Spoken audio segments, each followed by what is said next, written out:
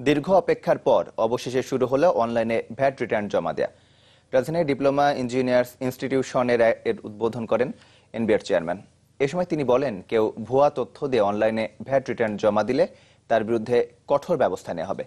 আগামী বাজেটেই নতুন ভ্যাট আইন বাস্তবায়ন হচ্ছে বলেও জানান তিনি। নতুন উদ্যোগকে স্বাগত জানিয়েছেন ব্যবসায়ী নেতারা। কর ব্যবস্থাপনায় আধুনিকায়নের লক্ষ্যে কয়েক বছর আগে শুরু হয় ভ্যাট অনলাইন প্রকল্প।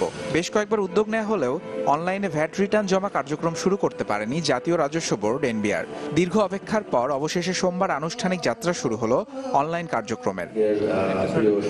উদ্বোধনী অনুষ্ঠানে এনবিআর চেয়ারম্যান ব্যবসায়ীদের প্রতি আহ্বান জানান, জনগণের দেয়া ভ্যাট এবং সেটির রিটার্ন সঠিকভাবে জমা দেওয়ার। একই সাথে হুঁশিয়ারি দেন, কেউ ভুল তথ্য দিয়ে রিটার্ন দিলে কঠোর ব্যবস্থা নেওয়ার। সরকারি নিয়ম কানুন আইন যারা মানে না, যারা ভঙ্গ করে, তারা কিন্তু সমাজে গ্রহণযোগ্য কোনো ব্যক্তি না। তারা নিজেরাই ভয়ে ভয়ে থাকে, চুরি করার ভয়। কখনো কখনো ধরা পড়ে জরিমানা দিতে হয় কিংবা হেনস্থা হতে হয়। এই বিষয়গুলি যখন আসে তখন কিন্তু ভোগান্তি আরো বেশি হয়। কর ব্যবস্থাপনার আধুনিকায়নের বিষয়টিকে স্বাগত জানিয়েছে ব্যবসায়িক সংগঠনগুলো। তবে পদ্ধতিটি সহজ এবং ব্যবহার বান্ধব করার বিষয়ে গুরুত্ব দেন তারা।